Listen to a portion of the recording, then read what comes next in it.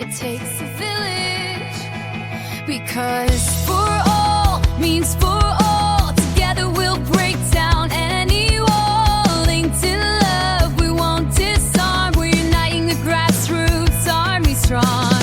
So press play, feel the spark. This is where the movement starts. It takes a village and we're the proof. Truth in action, raising the roof. It takes a village. It takes a village.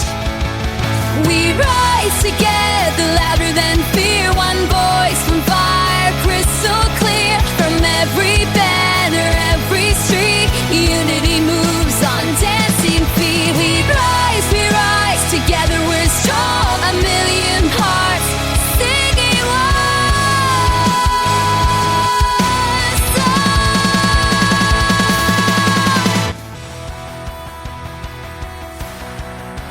So with that being said, we're going to go ahead and jump right into tonight's show, folks. Welcome, everyone, to It Takes a Village, where we don't just talk politics, we amplify a phone ringing that should not be ringing right now. Oh, oh no, I'm on my phone. I was like, wait, where's my phone? Where'd that go? Hey, Mike, how's it going? Yes, we are amplifying people building power from the ground up. I'm your charming and furious host, Political Jess. And spoiler alert, I'm not going anywhere. Not today, not tomorrow, not until the grassroots win, and maybe not even then. So let's go over some ground rules because, you know, chaos is super overrated. So you're welcome to come up. If you have a question for our guest, you'll get one question and one follow-up. Our guests will have about 2 minutes. I don't really time you. To answer 18 plus only because minor safety matters. Keep it current. Keep it respectful. Do not bring up Biden or Obama. Like, those are so tired arguments. Don't do that. This is not a debate stage. Trolls will be ejected. No refunds, no regrets. While you're here, tap up that screen and, like it owes you money, and share out the live. Every share, every tap helps boost us out to the FYPs. More eyes equal more power, guys. Fan perks. Oh, yeah, we've totally got some goodies for you. Stickers, exclusive polls, threads, maybe even a custom sticker designed for our next guest. And, guys, you know those little, magic beans that we like to give people, and that's, we love that energy. We love that energy, but I do want to remind you that this app does take quite a big chunk out of that cheese before it gets to our candidates. So before you decide to engage in that sort of behavior, we're going to be posting all of her information right here so that you can make that donation directly. And no middleman, because, middlemen. Okay, so let's get to it, guys. Let's get loud, straight from the great state, or not so great state of Florida. I don't know these days. You still have DeSantis running for Congress in. Remind me what district you're running in, and I'm so sorry. Florida 4. 4th District 4. Yes, Brit for Congress. I get it. Yes. Brit Robinson, everybody, here to shake things up in the most wonderful way. Please give a warm and rowdy It Takes a Village welcome to Brit Robinson. Woo! Thanks. No problem. Welcome to our little humble little program here. So here's what I always ask. I always ask 2 questions before we get started. It's the same questions every time, and I'm going to invite you to be incredibly candid and honest, okay? So the first question I ask is, you've heard of the straw that breaks the camel's back. We are not being hit with straws. We're being hit with a whole damn camel. The whole damn camel in the face repeatedly over and over. It's exhausting. So can you tell me what the camel was that broke your back and inspired you to run for office, and a little bit about your constituency? Yeah. So what started my run, I was actually supposed to be working for the VA. I was hired prior to Trump taking office, And then once he was in office, he put in that hiring freeze, and my offer was rescinded. So I shouldn't even be running for Congress right now. I should be working for the VA clinics. Mm-hmm. But here I am. And basically, after my offer was rescinded, I started doing a lot of research into the backers of Trump's campaign, specifically the tech billionaires. And I wanted to understand why they were so involved in his or were going to be so involved in his administration. And that led to learning about what their plans were, about catching up on Project 2025, like learning more about that. I knew some, but learning more, and realizing that the effects that were coming quickly were going to be affecting my friends and my family far sooner than they would affect me, based on my privilege. Being a white woman, I'm an active duty military spouse, so I have health insurance that's stable. And I've benefited a lot through military benefits in my life. So I'm able to take that chance, basically. And I believe that I have the life experiences, the personal experiences that make me relatable to so many, millions of Americans, but, a majority of the people in our district. And, that's what I think. I think that that we need representatives that can, actually understand what we're going through on a day-to-day basis and the struggles we face. And yeah, so that's kind of what got me here, was that path. And then it was 4th of July. 4th of July was when I officially announced that I was going to be running. But yeah, and so in our district, we have 3 counties, well, 2.5 technically. We have all of Nassau, we have all of Clay, and we have half of Duval. So Clay and Nassau are both predominantly white Republicans. That's kind of the stronghold, at least. And then the half of Duval is the Democratic lean. So that's where it balances out. Our district, this last election, only was separated by less than 15 points. Percentage points in the election, and the district is now R5 instead of, it was R6 a year ago, and now it's R5. So we have mobility in this district, especially because the prior candidate had a very limited campaign, so there wasn't much opposition there. So with a stronger candidate, with a much more flushed out campaign, and a lot of ground game, we truly believe that we can flip this district. There's no reason why it can't be flipped with the right candidate. And that's, I think that I'm the right one for that job. I love that. That's amazing. Michael, thank you for joining the panel. I will get to your question in just a minute. I just have one more question to ask Brit before I open up the panel for you guys. And here's a question that is super duper important. So again, please be as candid as humanly possible. Be as honest as you're willing to do. Okay. Many voters, especially young, working class, and marginalized communities, feel betrayed by candidates who run on these bold, progressive platforms, but quickly compromise or abandon those values once they're elected. If you win this seat, and you will win this seat because we manifest that shit around here. If you win the seat, how will you ensure that your actions match your promises, especially when pressured by party leadership, corporate donors, or political expediency? What is your plan to stay rooted in the grassroots movements that brought you here? Yeah. So I think that starts with your campaign. That starts with not taking money from corporate donors, from PACs, and and not taking money from APAC or anything similar to international funds. I think that's step one. You can't, if you take that money, you are now tied to those donors. And I don't think that there's a way that you can take money from those organizations, those people, without then being biased once you're in office, feeling like you owe them or that you're going to have to rely on them backing you again to stay in office. So I think it starts there. Beyond that, I personally, like, because of my personal experiences, mainly growing up with my mom. She was a single mom, and in high school, I was going into my freshman year. It was when she started getting sick, and we didn't know what was wrong with her.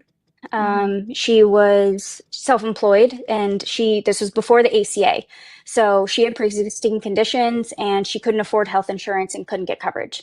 So when she got sick, she used all of her savings that she could, but it wasn't enough because it's never enough. Right. And it went by quickly. And within 2 years, we lost our home. Like, I had to move away from her and move across the country to live with family, and just to, like, graduate high school, and bounced around homes to graduate. And so this is part of why I think it's so important that we have representatives in Congress who have experienced these moments. Like, my story is not unique. There are millions of people who are dealing with what I went through, Yeah. and potentially much worse, most likely, like, much worse. And that shouldn't be the case. Like, you shouldn't, one, like, lose your entire life as a parent or like as an adult, but also, we're not talking about, like, the generational impacts of what happens to the children, Yeah. and the rest of the family that gets impacted by these, by not having health insurance. So, it's, yeah, having representatives who have these personal experiences, I think that that's key, because it's, you can't lose that. You can't lose your personal experience. You can forget, like, other representatives can forget this, Yeah. The money makes it really the easy to facts forget. that they get told, like, oh yeah, these people are going through hard times. But if you haven't watched your parent be that sick, worry that they're going to die, like, not get good grades in school and have to struggle through that, and just all of the things that can happen to a kid going through that situation, it's, anyway, yeah, I do think that that's what keeps me grounded. It's moments like that in my life that I, tie back to. I remind myself of constantly, or really, it's not even like I remind myself of it. It's that these stories of people struggling now to pay for their healthcare coverage with the ACA subsidies going away. It's it just comes up. Yeah. You're constantly reminded that other people are going through what you went through, and I want to prevent that. Yeah, so that's that. And I think what's also important is continuing to go back to your district and actually talk to the people in your district once you're a representative. As we all know, a lot of our representatives, especially the Republican ones, are refusing to show up. I mean, they won't even have unfiltered phone town halls like mine does. No, Um, mine won't. Mine's allergic to town halls altogether. Like, yes. he does these donor events, and where people Oh, yeah. pay like $1,000 a plate to go to, rub Yep. elbows with him, and he calls that a town hall. Well, we just had a town hall last week, and I'm like, no, you didn't. No, Don't no, gaslight that's a me. donor dinner. Yeah. Yeah, no. Yeah. So I think that's abysmal.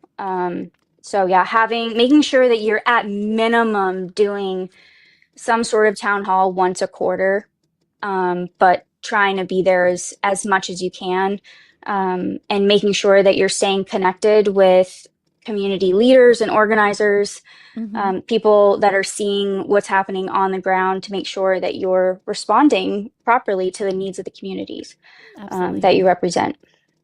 Awesome. Thank you for that. Hey, Michael, Yeah. welcome to the panel. You had a question for Britt today. First of all, can you introduce yourself? Yes, and hi, Britt. Hi, Jess. It's so good to be on here. Matt actually invited me on, so I'm kind of new to this. I'm not new to TikTok, but from this type of live. So, Britt, I didn't have a direct question for you, but Okay. what I do want to say is thank you for telling your story. I think that that's something that would absolutely resonate with a constituency. I'm in California. I used to be in Texas, but it's Lucky. something that just yeah. Well, I moved. I I don't blame decided you. I was like, I can't do this anymore. But yeah, my Yep. name is Mike Ladcock. I'm trying to be a part of, the village that it truly takes for all of us to make a difference in this mayhem Yeah. we're living through. So thank you for your bravery, Britt. And I didn't have any other questions, so thank you for welcoming me on, and I'll just be a fly on the wall here. Fabulous. Thank you, Michael. Thank you. Appreciate you. Again, Thank if for Britt, please request up. We will get you up on the panel. If you have a question, just remember trolls will be handled swiftly. It's happened from time to time, strangely enough. Okay, Yeah. so elephant in the room. Okay, because I really feel like Yes. this is something that we should be talking about, especially with the current events on what is going on and the parallels of what we are seeing right now. Okay. I don't know if you are a student of history, but here's what I want to ask you. Do you feel like what we are seeing right now is a Bush and Cuba situation, or is it a Schmittler Poland situation? Both. Okay. I think it's both. Can you elaborate on that and what that means? Because I want people to understand, like, I want people to know what to look for, right? Yeah. Yeah. So, one, the military industrial complex is hungry. They Mm-hmm. haven't had a major war in a little bit. So, there's people chomping at the bit for us to have a global conflict of some kind. So that's always something to keep in mind, is that the military industrial conflicts, or the military industrial complex, with all of the major like weapons manufacturers, they are heavily involved in what happens with our international relations. So Mm-hmm. that's always something to keep in mind, that like the big money people control a lot of the strings, as we saw with Bush. Yeah. But with Cuba, it's toppling us going in, and the United States has a long history of toppling or replacing heads of state, Mm-hmm. and then I not having a appreciate their. plan after. I really appreciate. I just have to say that I really appreciate you using TikTok safe language. I know we Yes. kind of have to speak like toddlers on this app, but I Yes. appreciate you. Yes. Thank you so much for doing I will do my best. Yeah, I know. It's tough. It's difficult. It is. Yes, we have a long history of replacing heads of states. Most of the time, it's for our benefit that we, as the United States, aren't getting some sort of deal out of that region that we want.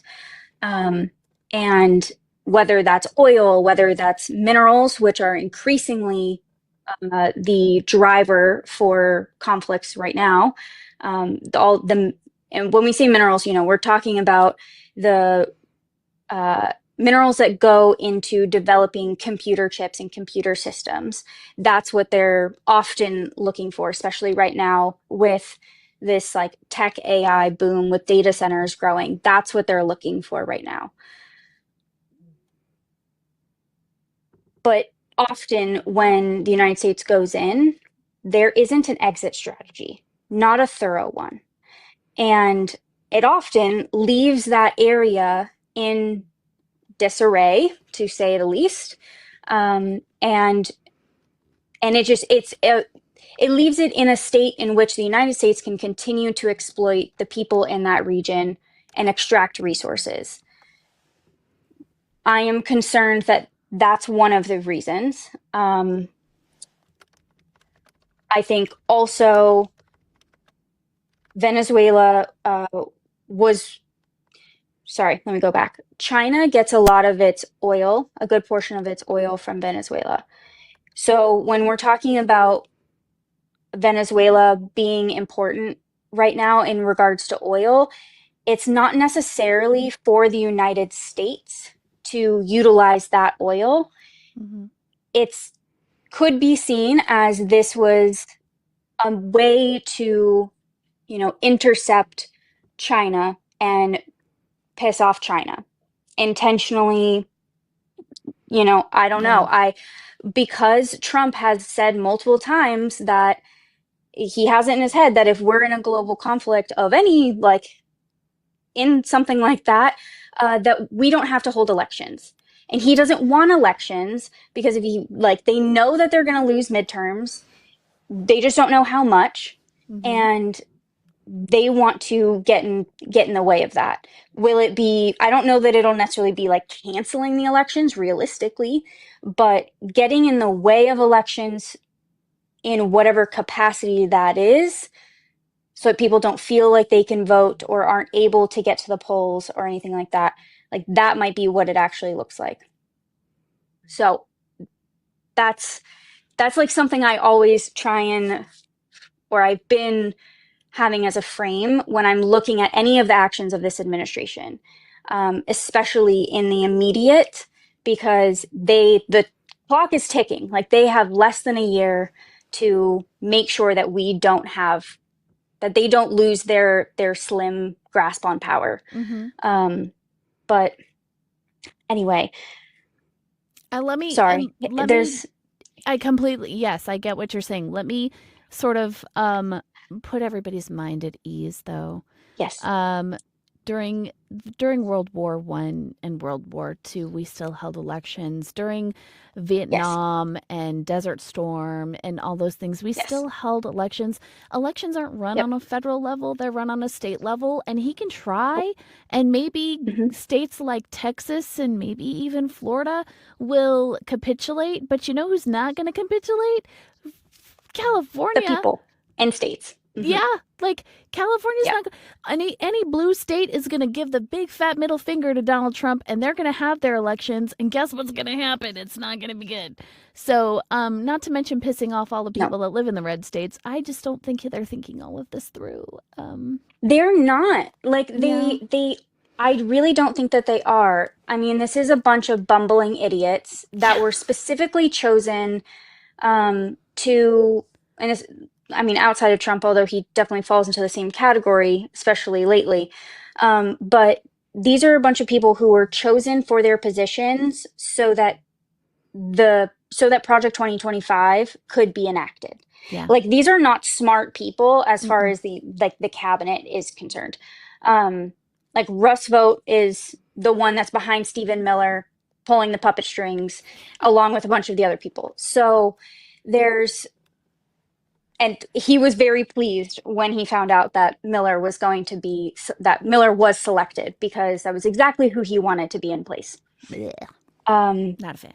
but yeah, anyway, you're completely right. Is that elections that they're going to try everything they can to get in the way of elections, but that doesn't mean that they won't happen.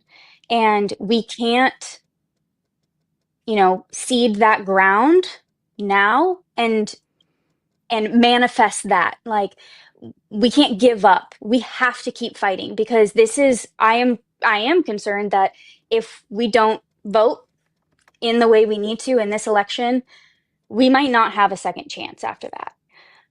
Or, it's not going to look the same. Like our country, it's going to be way harder to fight back, if at all. Um, so yeah, that was it. But I am also, when you were asking about, is this a Germany Poland thing as well? I also believe that that's the case.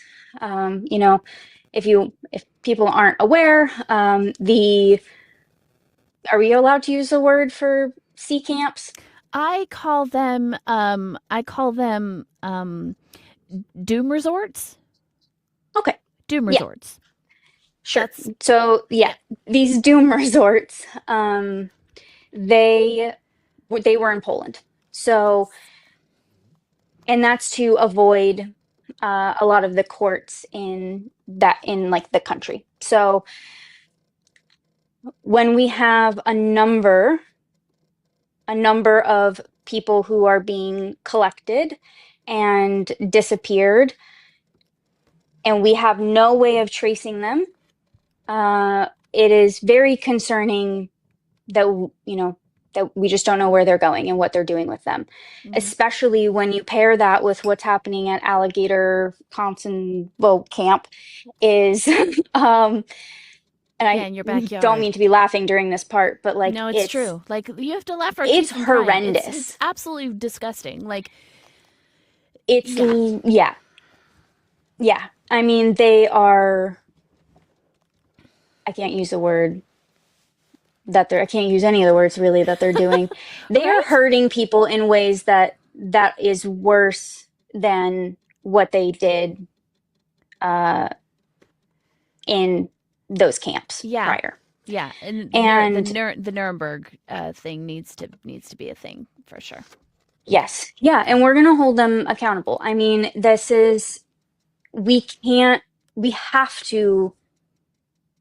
we have to investigate and try every single one of the people that's been involved in this.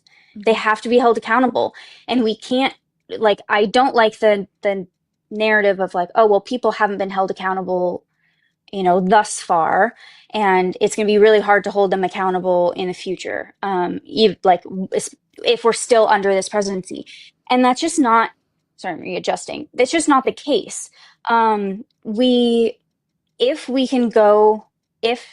progressive Democrats, specifically progressive Democrats, go into this Congress and demand change in numbers that we've never had before, we don't know what's going to happen because it hasn't been done. But with enough numbers, we can put substantial pressure on leadership. Even if we are getting pushback from leadership within the Democratic Party, there's enough of us that can band together that we can resist that. Yeah. And that's what we have to do. And yeah, it's that, and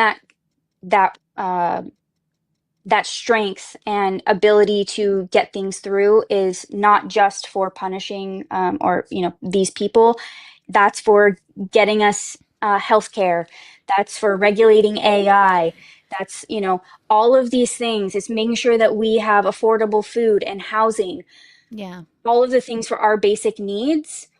We can make this happen, and we need to use every inch of legal ground that we can.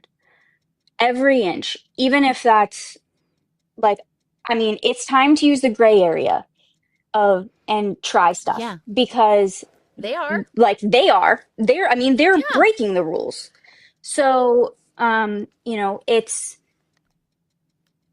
we have to try everything we can. And I'm confident that if we can get enough progressives in office, we can absolutely make change. Oh, I think that's the goal, right? Like, yeah. Because a lot of people that are in Congress right now are very comfortable, and the things that are impacting us don't impact them. And that's why they don't really care to have town halls. They do a lot of lip service. They tell us what we want to hear. And change is coming, but then it never actually materializes. So I think it's really important that people like you are running for office. So with that being said, what is the first piece of legislation that you are going to put forward when you get into office? What's the first thing I want universal health care. Awesome. I want universal health care. I think if I had to choose, it would either be universal health care or like getting corporate money out of politics. Both are essential. Obviously you can't vote if you're dead, and you can't, but also it's very hard to make change with corporate money being involved. and everything kind of rides on a lot of, if we want like radical, like incredibly radical change in our country that represents the actual wants of the American people, we have to get big money, get billionaires and corporations out of our elections. That's the only way to do it. And that, that applies to Democrats as well. Yeah. That's across the board. We need to make sure that politicians, our congressmen, can't make money off of their insider trading and stocks while they're in office. Or taking money We from can't, foreign it shouldn't be governments. a comfortable job. You're there to do work for the people. It's Yeah. civil service. Yeah.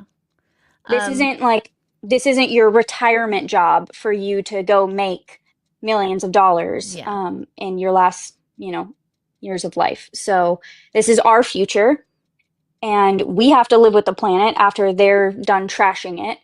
And we're sick of it. Yep. The American people are tired of it. I mean, clearly it's not working. Everybody's upset with what's happening. Obviously, Democrats and Republicans may have a different, or, NPAs, independents, everyone might have a different way or vision of how to solve that. But at the end of the day, we all want our families to be safe, fed, and housed. And, that's what I want.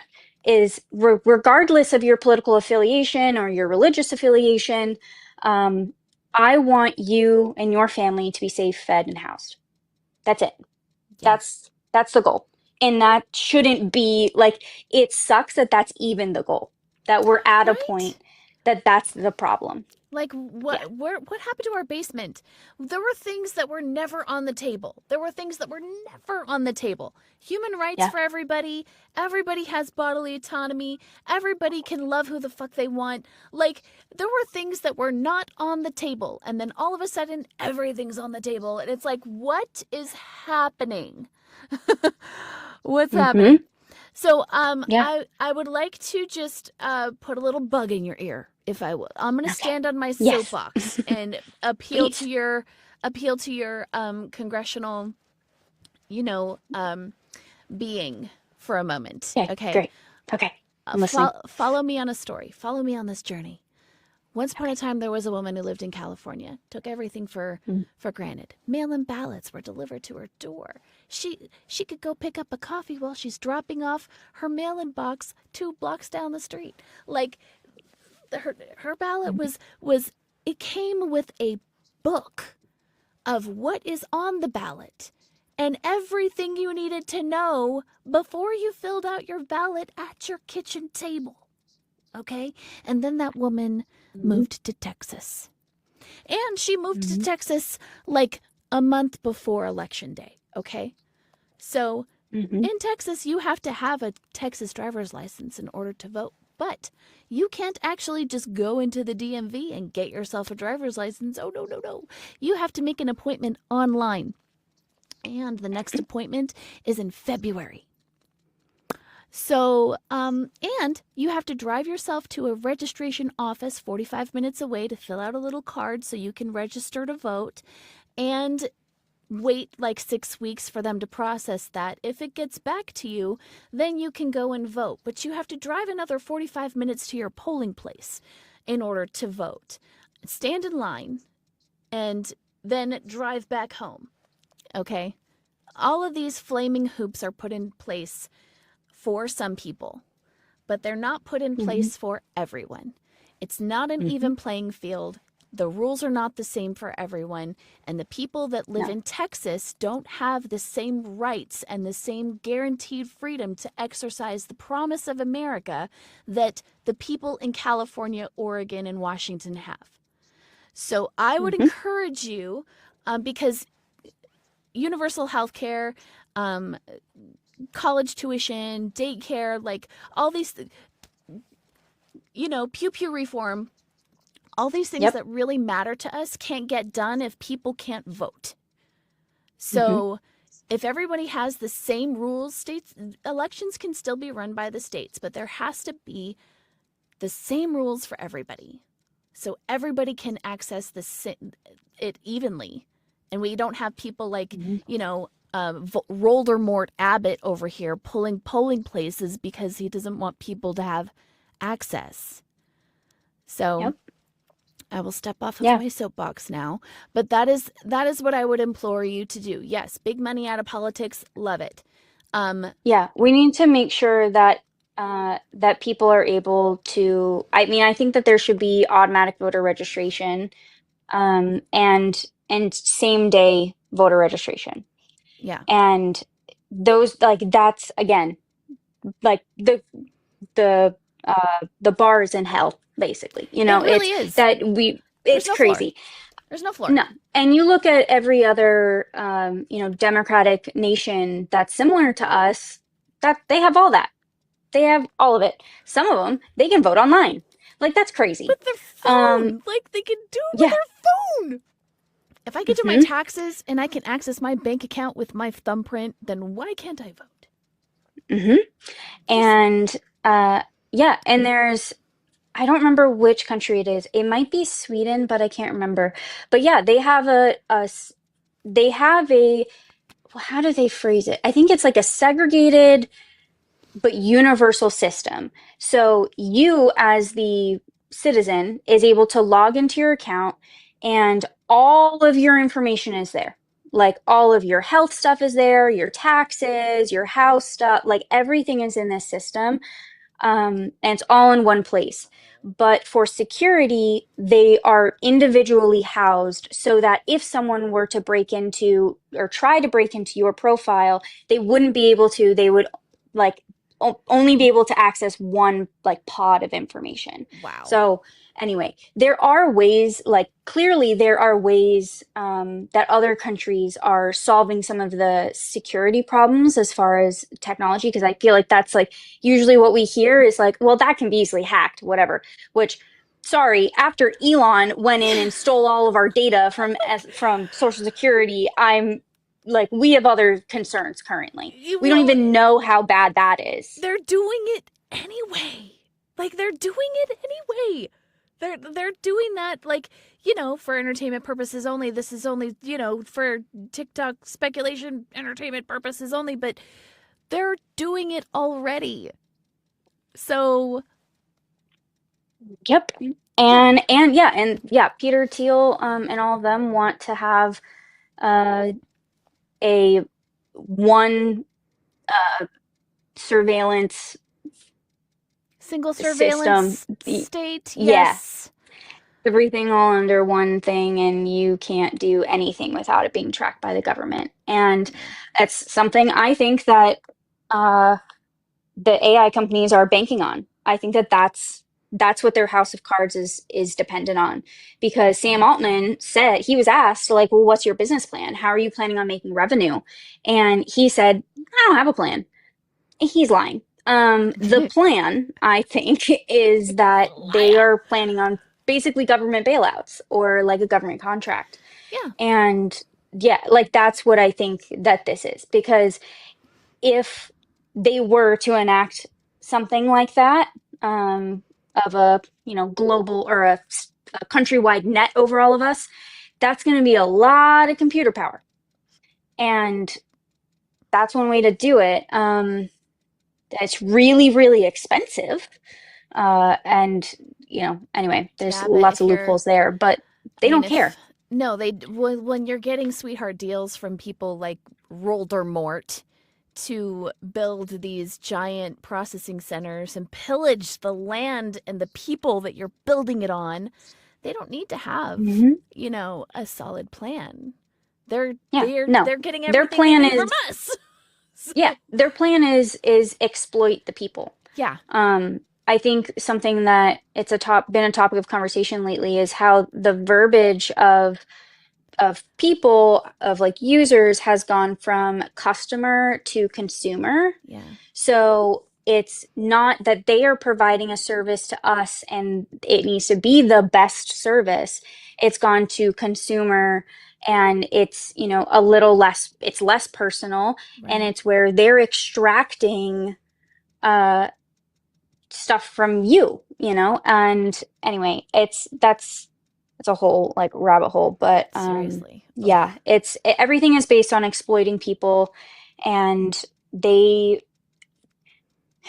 yeah. And sorry, I was so many thoughts going through my head, is that when we also talk about, like, when we're talking about AI, and then we talk about people like Peter Thiel, who are these far right Christian accelerationists who are intentionally trying to bring about the end of the world. We know this because they have like a tech billionaire church, and Peter Thiel is their pastor. It's so weird. They're Yeah. yeah. And everybody can listen to this. Like, this isn't conspiracy, any of that. You can listen to these people. It's what I spent months doing before I decided to run, because I wanted to hear it primary source. I wanted to hear it out of their mouths. I wanted to read their writings. And I spent a long time like doing that, listening to them, reading what they said, but then also doing dives, like deep dives on what they alluded to or what they mentioned in their papers. Like, what texts are they talking about? And once you read those, that's when you get a real, like, a true idea of what their vision is. And it is not for us. Like, it's not for us to benefit No. at all. They want the Manhattan Project round 2. They want no regulation to sorry, I got distracted for a second. They want no regulation so that they can achieve their technological advancements that they feel that they've been held back by since the tech boom, when they made their millions and billions of dollars. Right. And they've talked about this, that computers weren't regulated, and now AI isn't regulated, and so they're able to get away with whatever they want. Here we are. We're so behind the curve on regulation with AI and the data centers and their usage, and the environmental impacts. We are going to be like, we're trying to catch them, and well, we're actually not trying to catch them. We're giving them free reign right now. Right. But if we wanted to, like, once Here's the farm. yeah, and having this is also why I think it's so important that we have young people, young is, I use that in a general sense, like, Yes. honestly, sub 50-year-olds is Yeah. what we need, because I don't have time to teach an octogenarian what TikTok is, Yes. or what an algorithm is, or how, like, society is not separate. Like, our everyday lives is not separate from internet anymore. No. It's all one and the same. Yeah. And they don't understand that. And if you don't understand how society functions right now, I don't think that you can be a representative for the people. Exactly.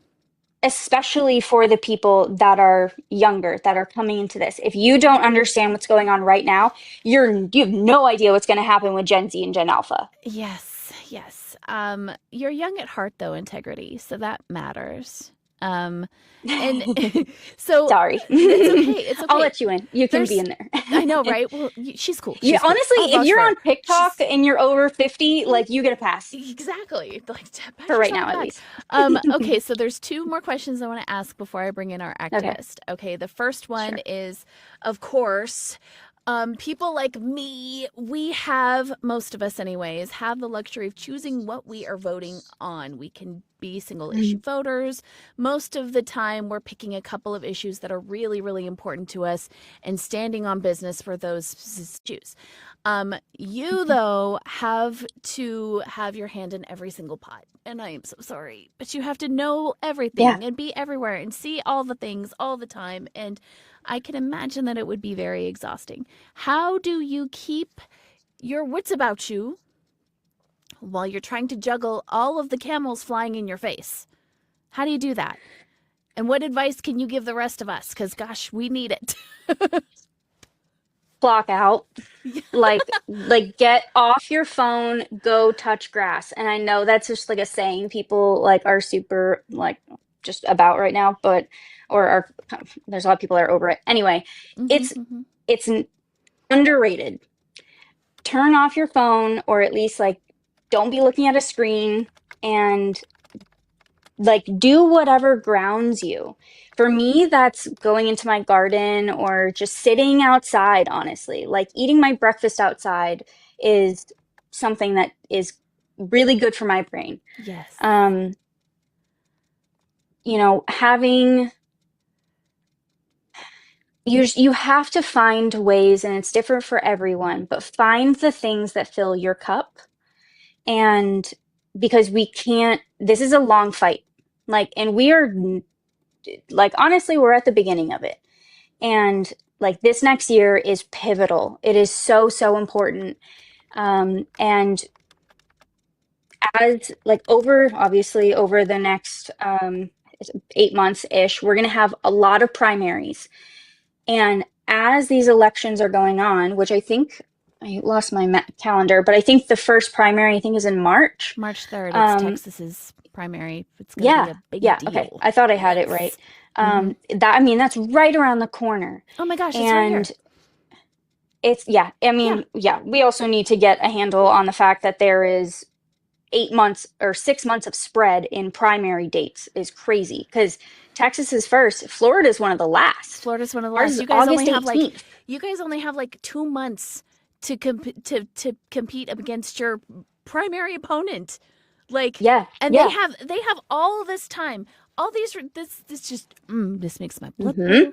They have all this time to prepare. They have all this time right now to fundraise and to do all the things. They don't even know who they're going to go up against yet. But you guys. I think that the campaign season needs to be less than a year. I like it. It should be compacted. Yes. And because our representatives, I would argue, I think it should be closer to 6 months. But it's when our representatives are, especially in the House, having to be reelected every 2 years, then they're getting into office and almost immediately they're having to start campaigning again. And so they're not focusing on us. And I have a big problem with that, obviously. Like we're not really being represented, like their job is now getting reelected, not working for us. And but anyway, with the primaries happening very soon, if progressives continue to take these seats, I am expecting that this administration is going to have a problem with that. Yes. And we just have to be prepared that there will be backlash, either by this administration or by Republicans outside of the administration in states. So we have to be a little prepared for that. We've said before, that's not stop. That's not saying like don't fight back or don't get involved. It's so important for everyone to get involved, and it's so important that you vote in your primary and tell everyone, drag people to primaries, because only about 20% of people vote in primaries. Yeah, and if you want systemic change, it starts with your primary. Yeah, and it's not. I tell people this all the time. We don't no longer have the luxury of just going into the voting booth and considering our civic duty to be done, right? We have to do way more than that right now. We have to find a candidate that we're passionate about, go knock on doors for them. We have to do phone banking. We have to do everything that we can, squeeze every penny that we can give to help these grassroots candidates, because we don't want big money in politics, but that money has to come from somewhere. And until we get them into office to fix it, we have to win the game if we want to change the rules. So we got to do more. That's what I'm saying. Everybody's got to do more. And even in my. Sorry, I'm reading the question. How do we find out if our area is having a primary? If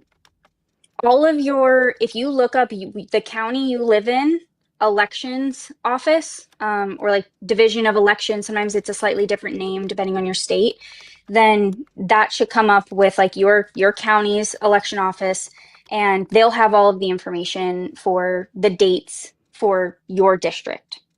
So you can always look through there. We also have on our Discord, we have a list of every single primary that is happening in our calendar on the Discord. and how you can Fantastic. get involved. There's a whole section in there for Activist Alley, and you can go in there and pick whatever fills up your heart. So, yes, of course, it's free to join the Discord. We don't charge money. Your money's got to go to candidates and puppies, which I'll tell you about as we close out. So I'm going to switch gears here for a second, because if you have time, and I would just ask you, I know that we're going to be running just a little bit over tonight, but give me like a 10-minute warning before you have to leave, okay? I'm okay. I've got some time. Fabulous. I answer questions long, so I take it from my... You have a question, Matt? Okay, well, before you ask your question... but for later. I was hoping she sticks around, because I want to have a conversation as well. Fabulous. I love this. I love this for us. So everybody, I would like to introduce to you Matt Brewer. He is amazing activist / content creator here on TikTok, and he's asking a very important question that I would like to allow him to elaborate on. Matt, can you tell us your story and how, okay, I gotta know, what's the camel that broke your back that inspired you to get involved?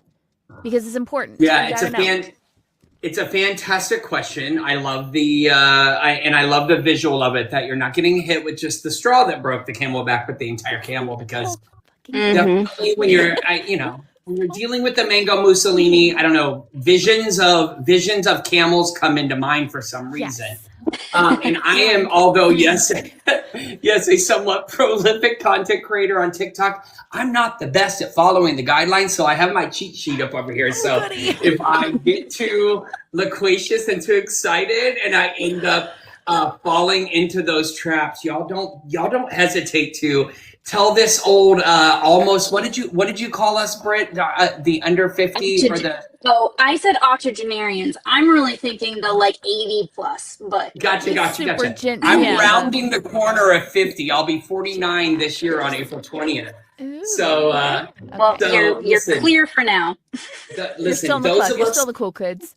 It's okay. We'll get to that in a moment, because I'm part of the generation that was the whole rock the vote generation. And I just feel like right now, with the movement of TikTok and YouTube and these platforms that are able to really capture the audience of our young folks now, we need to be able to galvanize people like you, Brit, and people like your supporters and people that are on probably that are following It Takes a Village, people like Jess and Kim and all the folks that I meet that are young at heart there, that understand that there is an incumbent need to protect democracy because it will not protect itself. This is the platform. These are the platforms that we need to be reaching those folks. It used to be MTV, and Rock the Vote changed and generation and brought about the type of change that was so critical and so needed at that time. So I love a lot of the energy around that. And for me, that's just what it made me just zap into, was thinking about back in the day when we had Rock the Vote, and then we got our very first Black president in the United States as a result of it, right? Remember the buses? What was her name? Tabitha, what was her name?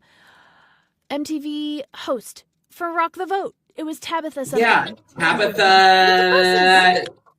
See, Jesse, now you're tapping into my memory issues that come along with being an octogenarian. But hey, thanks to Google and AI these days, that answer is at the touch of your fingertips. So please feel free to do so while I go on about my answer to your camel that broke my back. And for me, I can't really define it as like one moment or one headline. It really was like a slow stacking of moments. But then one very clear realization was how easy it did, and how easy it had become for people to just normalize cruelty, normalize harm, especially when it isn't happening to them. And I'm part of a marginalized community. I am a proud gay man, proud, loud. Find that you would be hard pressed to not look somewhere in my home and find something rainbow, because even though we try not to be splat on the wall, blatant about it, our entire home that I, by the way, share with my dad, who we moved here to Texas from Columbus this year in March, from Columbus, Ohio. My partner and I moved here to Texas, back to Texas, where I grew up. This is where my roots are, in order to be here and be a support system for him, who happens to be, by the way, MAGA. Wah, wah. I wish I had.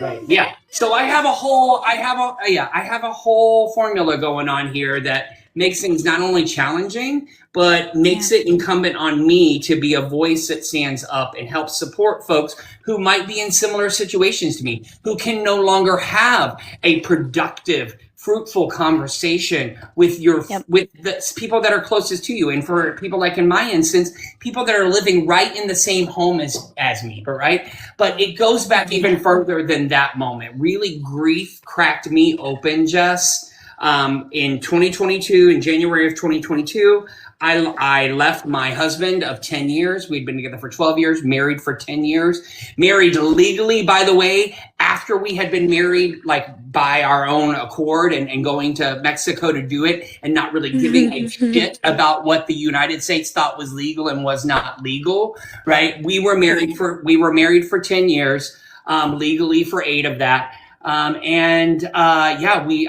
We separated. 3 months later, I lost my mother, I'm an only child. So as you can imagine, 2022, not only just coming out of COVID and what led a lot of the things that led to my mother's sort of decline in health really was getting COVID multiple times over during the Mango Mussolini's first regime. I have to catch myself calling them an administration because they aren't doing anything. They aren't administering anything but cruelty. That is the name of the game. That's all they administer. So they cannot be called an administration. We must all, and I'm including everybody on this call and everybody in my life and my circle and all of my followers that I get, we have got to stop calling them an administration. We are under the authoritarian rule of a regime. And that's the end of the story. You don't give them the grace of calling them an administration. There's nothing they're administering other than cruelty, right? So I get a little excited about that, but losing my mom, that really changed the temperature of my entire life. It stripped away my tolerance for pretending. It made me ask bigger, more important questions like, what actually matters in life? I mean, that was losing your parent changes you in a way that, it's like becoming part of a club that you never, ever want to be a part of, but you quickly start to learn what kind of human you want to be in the world, right? And why I'm here. And that kind of grief, you just start seeing everything differently. Grief really, I think, invites in a new perspective for anyone, because not only do you have to get yourself through it, but you have to pull yourself through it in a way that is lacking the support that you used to lean on so deeply, right? And you start to notice quickly that the world moves past pain faster than you're willing to, right? And how quickly people get treated like an inconvenience, especially the people that are already living in the margins. And I noticed that extensively being in the LGBTQIA plus community. When folks lose people and are going through grief, there's far less tolerance for them who already struggle to process their pain, to process trauma, who are maybe pushing down a lot of things that trigger them because they just need to show up and exist in a world that unfortunately does not think that they deserve the same rights, the same life, the same liberties, the same luxuries that are afforded to people who aren't dealing with those same sort of marginalizing attributes, right? And to be honest, that's also, during that time also was when for me, all of my work is really rooted in a spiritual awakening. I grew up in a heavily fundamentalist Christian environment where, being who I was not going to work. Number one, I knew I was gay from a very early age, but I also knew that I was meant to be the next Garth Brooks. Okay. And so I had my own country western band when I was 15 years old. I also happened to be the very first male cheerleader in a junior high capacity in the entire state of Texas. Okay. So I already knew who I wanted to be. Hell yeah. Yeah, right. I already knew who I'm I a fellow wanted to cheerleader, be. so I love that. You Awesome. guys. That's fantastic. Okay. We need content. Right? Look at the synergy going on. Can you make a 2-person pyramid? That's what I want to know. Probably. We could probably do a Liberty. I could probably do a Liberty at this point, as long as I had a little boost and make sure I have some stability in a spotter back there. But yeah, I was carving my own path and knew who I wanted to be, and didn't know that I needed to dim my light or shame myself or put myself in a position of feeling othered or that I wasn't good enough, until I was at the age where I started realizing, people calling me the F word in high school, even though I was a popular guy, when I was a cheerleader, that did it. In junior high, I became the othered. I became, instead of the popular guy who sang really great, I became the guy who wanted to be a cheerleader. And why do you want to do that? That's what girls do, right? And so I have all of that trauma that built up in me. And then when fast forward a little bit to when I had my band, I realized over the years of having that band in high school that I needed to make a decision. I needed to either decide that I was going to hide who my truth was, right? Hide who I was as a gay man, or and to be able to pursue, an actual tangible career within country music, or I needed to find a different path. I chose at that time in my life, there was not enough scorched earth around allowing openly gay people into the country western music world that I could really forge a path towards success that I wanted to follow. So I knew those couldn't coexist, so I chose a different path. And I don't know, so that kind of, that I went on to become a Broadway singer. I sang on cruise ships. I had a very lucrative career as a singer. And so please don't feel sorry for me, but know that my heart for marginalized communities comes from a place of tangible understanding of what it's like to be marginalized, and to know that you're being told to dim your light by a society around you who just doesn't understand who you are, what you're about, and had no empathy for the situation that I was going through. They only knew what they were being told from the pulpit, and they continue, many of them, to believe that to this day. And that's to their own detriment, and whatever for them. But, when I lost my mom, she was really my tether to a lot of that sort of sane thinking, and a lot of that forward thinking and empathetic thinking of how to empathize with yourself, believe in yourself, and move forward. And so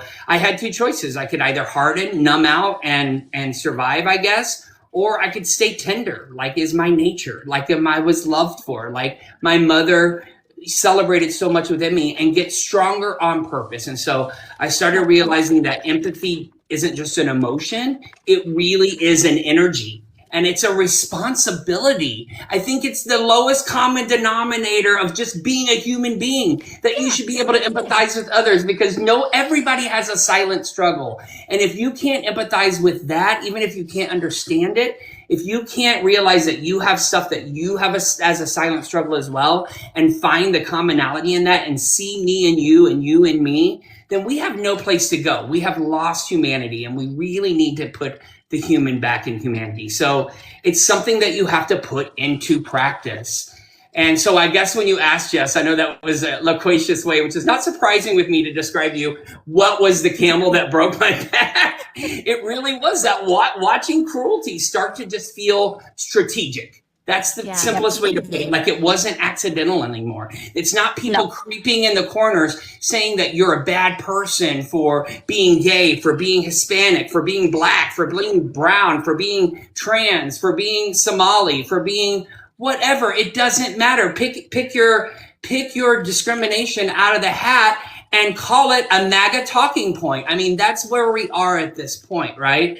And so I just hit a point where my body and spirit we're like, no, I can't look away anymore. I am not capable of looking away. It's just not within me. I cannot scroll past it, right? I can't move on, because I felt what it's like to lose someone. I felt what it's like to be shattered by loss, by feeling othered, and then to have to rebuild your soul. And once you've rebuilt yourself from the ground up, you don't want a world that keeps shattering other people for the sport of it. And that is what we're witnessing in real time on a daily basis coming from this regime and their supporters. Yeah. Their supporters are part of the regime. I lump them all with them because as sad as it is to admit, even though I have MAGA family, many of which have disowned me, and that's fine because they newsflash, have been disowned by me far before they ever made the physical act of removing me from their Facebook or anything or from their social media platform. Right. But anyway, so that was the genesis of Are We Done Yet? It didn't start necessarily as an idea for me to run out and create this platform, create this community because I felt like it needed to exist. That it was just a thought in my head that really came through as a byproduct of the question that I would ask. Are we done yet? And I meant that in a couple of different ways. Are we done yet is a double-barreled, double entendre, multi-meaning, look for the meaning type of question, but it's nuanced, but it's really simple. It's like, are we done normalizing the cruelty? Are we done normalizing people who are being pushed to the brink of collapse and demise? And what's the word that I have to use for? And protecting themselves from pew-pews when they're children, protecting themselves from being SA'd when they're 14 and 15 years old because people like Megyn Kelly want to call that barely legal. Give me a fucking break. It's bullshit. Are we done with the bullshit? So are we done yet? Like, are you done yet with this bullshit? And it's also kind of that rhetorical, like only your mother could say, are we done yet? Like when she comes into your room when it's not clean yet and you've already moved on to playing your video games. And she says to you, this room, are we done yet cleaning it? And the answer is obviously no if you're a smart kid because you want to be able to do the thing that you really want to do that cleaning your room is preventing you from doing, right? And so it really does have that sort of double entendre to it where are we done yet with the bullshit? And are we done yet? Well, no, because there's a whole lot of fucking work to get done and we can't get to do the stuff that we really want to do. Like, I don't know, be Americans who actually believe in liberty and the pursuit of happiness for all. How about just like living up to the prom, like we were told as starting in elementary school that America is the best country. We put our hands over our hearts and said liberty and justice for all every single morning. It played over the intercom. Like there's anthems that we sing. We have fireworks that we explode because we're the best country out there. But if you're a student of history, and I know you are, we have always been shitty. And are we done? Yeah. Oh, yeah. Are we done being shitty? Can we stop being shitty? I think that a lot of people are learning, especially what happened to the Native Americans, what happened to the Mexicans, what happened to all of these people in the pursuit of land and imperialism and conquest and power and capitalism. And here we are. And I think that, no offense, Matt, men have screwed us over in a big way. And it's time for women to take charge. So. Well, first of all, no offense taken whatsoever. I am a firm believer that we've had our chance. Men have had our chance. Call them gay men, call them heterosexual men, call them non-gender conforming men. I don't care. We've had our chance. Some of all of my greatest mentors in my career, in my life, in my spiritual journey have all been women. And I was a big old mama's boy. So that's never an offensive accusation to make. And I think it's time for us to stop rewarding cruelty. And women, just in my experience, are better at connecting with their empathy. Yeah. The empathy has to be the backbone, and women leadership, you're already better equipped to do it, right? And which is kind of interesting because it was leading to me to one of the questions that I had for Brit, which, I know from looking at your website. And by the way, I looked at some of your videos as well on TikTok. I think you have a really, I think you have a really crisp voice that is so needed. I'm just enamored by your bravery, especially considering your youth, because to me, you are incredibly youthful. but you bring a perspective that I think is something tangible for not only me, but for a lot of people. And I love your, first of all, I'm always a sucker for an acronym. So the fact that you have SAFER as your acronym and kind of your method of the things that you want to conquer first, I would love for you to kind of walk us through where you came up with that SAFER system of approaching the change that you want to see, and what was that rooted in? Like, what was like? Because I know your personal story, and I know you kind of alluded to it in the beginning, but I think it's worth for the viewers here to hear from your experience, like what you went through with your mom and that whole thing, and then give us a little breakdown, really, of what SAFER stands for, first of all, and what you plan to do in each one of those pillars. Yeah. So yeah, for anybody who wasn't in here before, when I was going into high school, my mom got sick, and we didn't know what she was sick with. To this day, we honestly still don't know. But she was self-employed and had pre-existing conditions, and couldn't afford health insurance.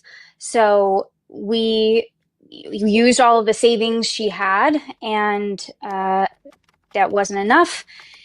And it led to us losing our home. It led to me losing literally everything about my childhood, and having to move across the country to live with family, away from the kids that I had grown up with since I was in second grade. And now, like, at that point, I was a sophomore in high school, about to start my junior year. And that was when I had to move across the country. And it was devastating. And I connected with a lot of what you were saying, Matt, about your story. Is I'm also part of, like, the LGBTQIA club. And when I was a junior, no, I think at this point, I think I was a senior, I got outed by my counselor on accident. She luckily, it was to my mom, and she was fine with it. But yeah, that was awful. And that was also, like, and still to this day, most of my family is not receptive to that. So that's something, like, I still deal with now. So I connected with that. I also connected with you losing your mom. I want to first say it's not the same, but I lost my step parent. And so I want to make sure that I deviate, because I do believe that there's a difference. But losing Richard was devastating to me also, like, on top of the trauma that I had gone through with my mom in high school. Then once I was in college, I lost him, and he was also my artistic mentor. And I was, I had been an apprentice in his studio for a very long time. And so that was devastating. I keep using that word, but it's just, that's what it is.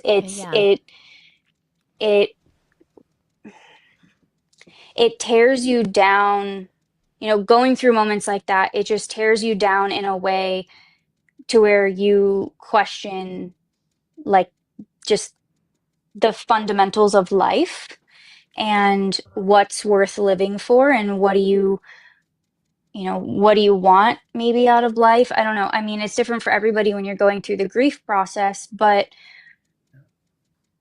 you have a lot of questions about, what could my life look like? How could it be different if I hadn't gone through this, if this hadn't happened?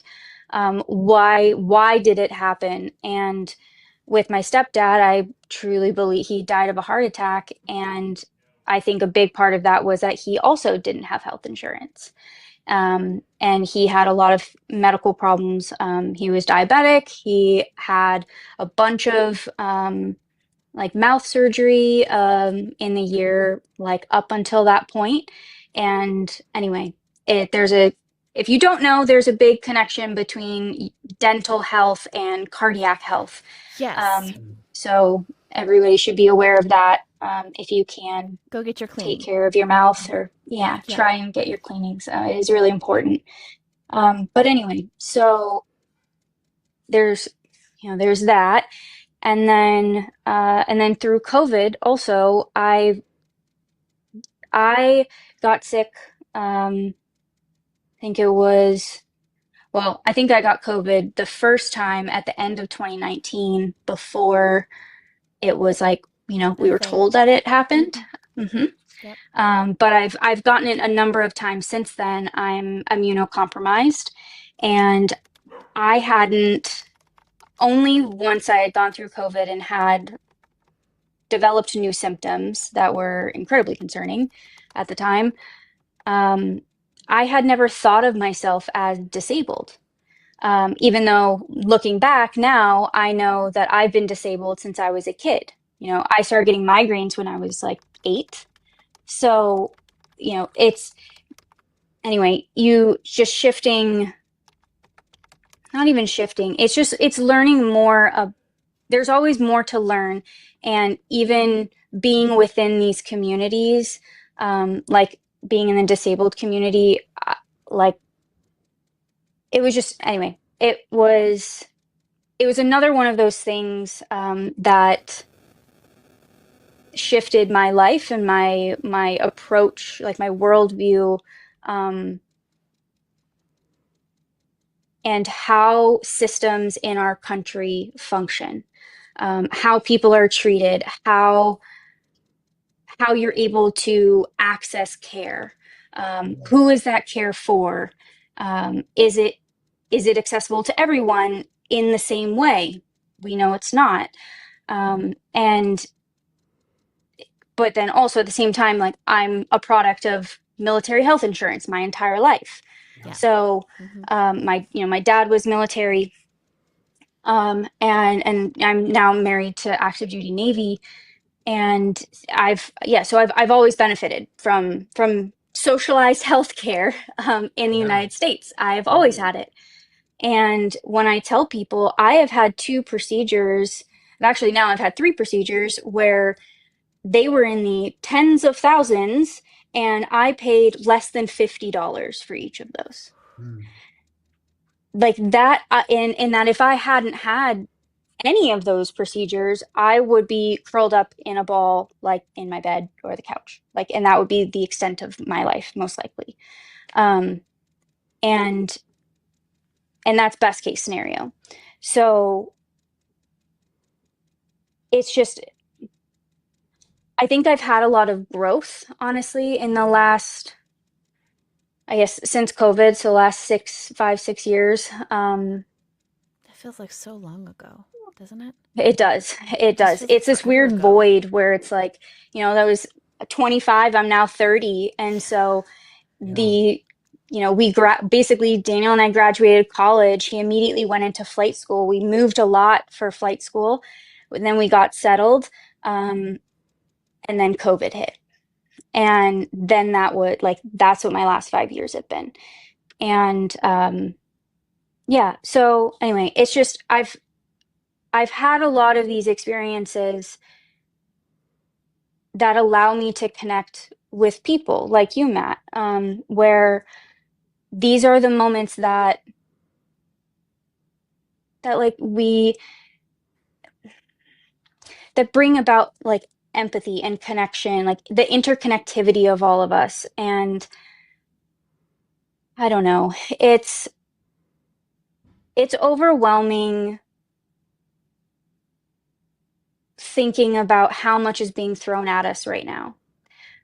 But we have to remind ourselves that there are so many people that are feeling the same way as us, that are fighting also, and that care about each other. And we have to keep remembering that and fighting for those people, and know that, like, you're putting effort out into the world, like into our communities, to benefit our communities, benefit, if it's in elections, benefit candidates or whatever. Making change, it impacts, it can have a life-changing impact.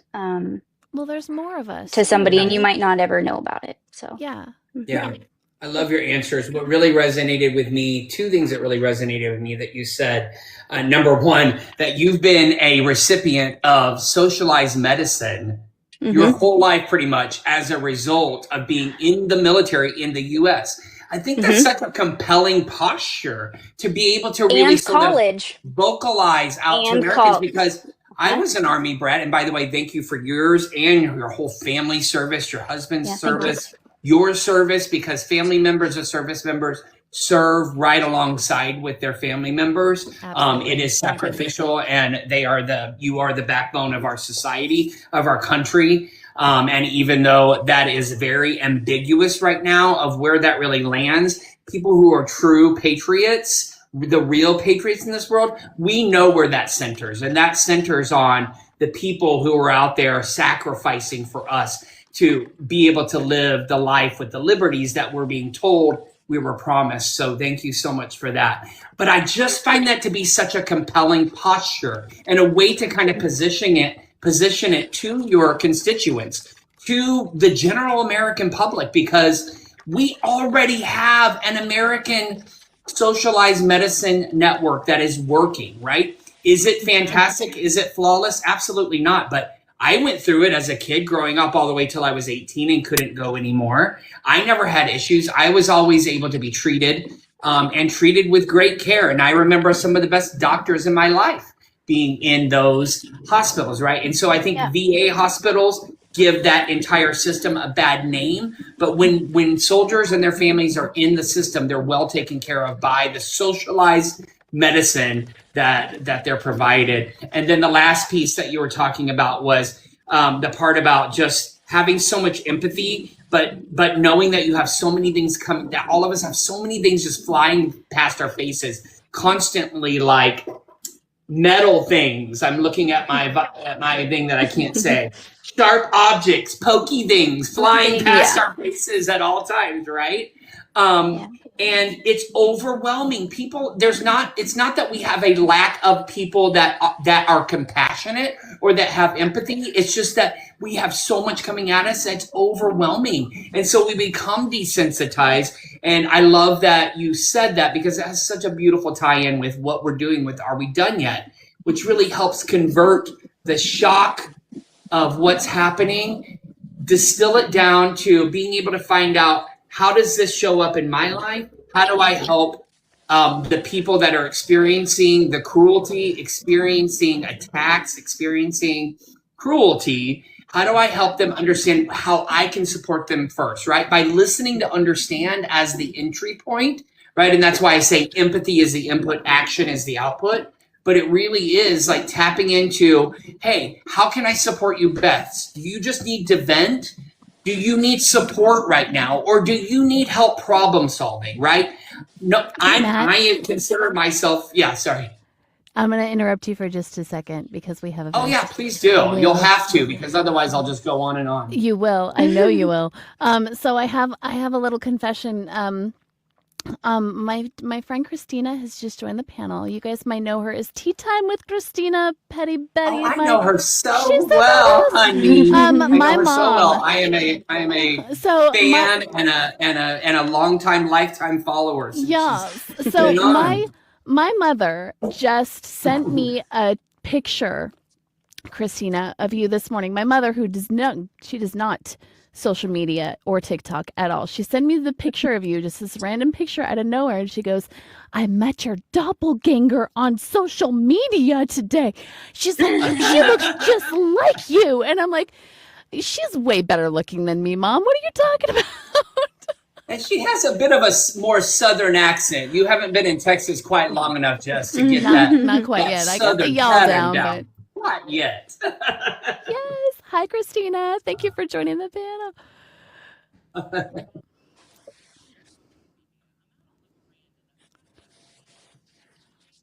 Oh, hello. I'm so jealous. I can hear the veranda.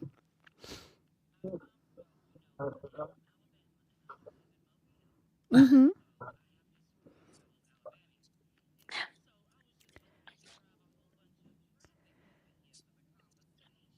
Amazing. Thank you. We love that. Yes, it certainly does. So, Christina, are you wearing a headset? Because, or can you unplug your headset? Because we can hear you just fine, but for some reason, with some headsets don't work well, and the chat can't hear what you're saying.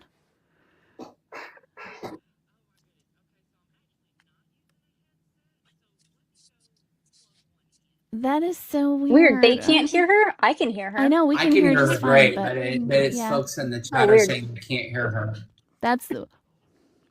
We'll get it figured out, guys. I appreciate you, Christina. Thank you so much.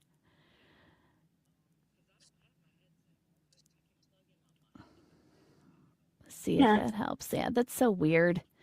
Great. I can hear her great. So, and it's wonderful to hear that beautiful accent of yours. I know, right?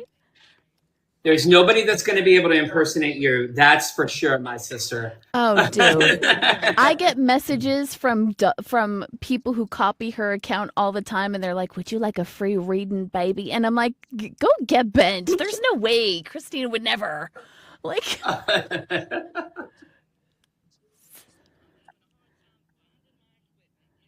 No worries. You're good.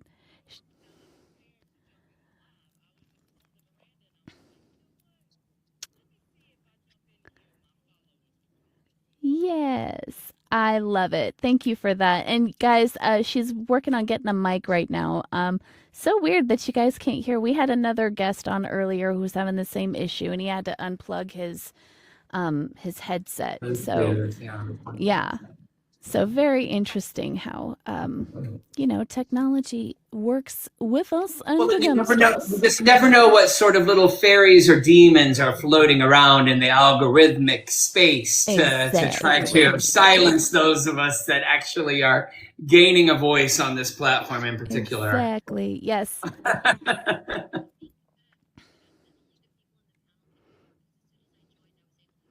Yeah, it's so weird. I don't know what's going on with that. She's working on getting a mic, though. No worries. You guys have to just trust me. She's, yeah, they're saying.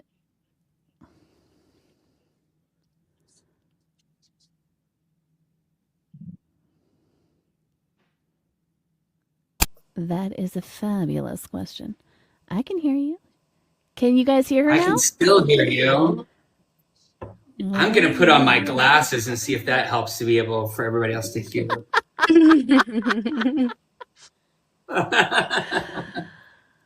No, still can't hear. That is so bizarre. No. Rats. Everybody's going to cry if they can't hear Christina. Oh, it's so sad. For real, though. Okay. Free Christina. Christina, you might want to. Yeah, free Christina. Free Christina. You will not be silenced. We will not be silenced. That's so funny. I wonder if Christina, if you're able to pop out and come back in, if that somehow it. Who knows?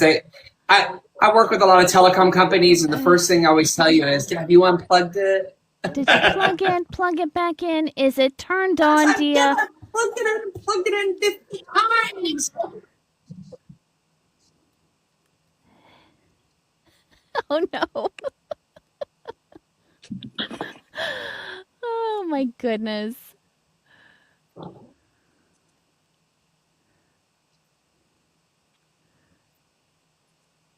In real time, folks.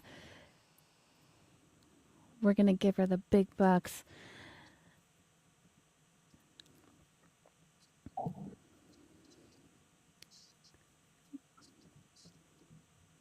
Yep, blame Obama. So sad because we do this now. Always, right? That's the easy go-to. So, just in case everybody just joined us, my name is Jess. I'm the fabulous, furious, and charming host of It Takes a Village. And we are talking to Brit for Congress, who's running for Congress in Florida. She is amazing and wonderful and needs all the support that she can get, grassroots and all. So, yeah, we're just chatting about the things that are happening right now, which is not all that great, I'll be honest. But we're having a great time doing it. Thank you for joining, Christina. Thank you for joining, V. No worries. Chicago says she's back. I know. They say you just keep boiling that water for that tea. We are experiencing technical difficulties. Please stand by. That is yes. Hi, breaking the habit, breaking the habit. That's a cool way to spell it. Can't hear her, so yeah. Look what I'm working on. Ooh, I love that. It's a Petty Betty keychain, guys. You can get that on the TikTok shop. If you go to Not Your Merch, which has fabulous merchandise that you can purchase. But also, Christina has a fabulous showcase as well, and you should go and check out her stuff as well. If you're going to buy something, go buy it from her showcase. Yes, absolutely. Yes. Amazing. And in my link tree of my TikTok bio, if you want to get directly to There I am. Yeah, everybody. Now we'll see if everyone can hear you. Well. Is everyone hear you? Hearing my voice? Please say you can hear her, guys. You can hear you. We just need confirmation from the followers. From the chat. We have applause. They say yes. Okay, is everybody here? Yay! Yay!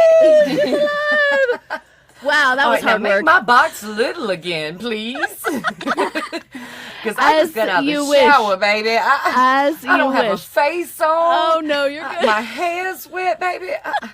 I'm a hot mess up on here today. I feel like we should all get to celebrate with a little hot toddy for our tea after that. Yes. Absolutely. Yes. Where is my flask? I need a drink. Oh, dude. Baby. Don't Get it, know girl, how much get she it. puts in there. Don't do it. Amazing. I'm so happy to be here with all of you. And Brit, baby girl, I'm loving you, honey. I'm loving you. You have all of my support. Thank you very Absolutely. much. And everybody in Alabama, baby, I swear to God, I'm going to whip all y'all's ass. I'm going to go pick switches, honey. If y'all don't get out there and vote for this woman to be on the Supreme Court in our state, I swear, slippers and switches for everybody. That's right. Yeah. That's right. Everybody's got to vote. Every make me come single about this election chair. over the next year is incredibly important. It's very Incredibly. important. And we There's need this narrative that I don't appreciate, that we're not going to have a midterm election cycle.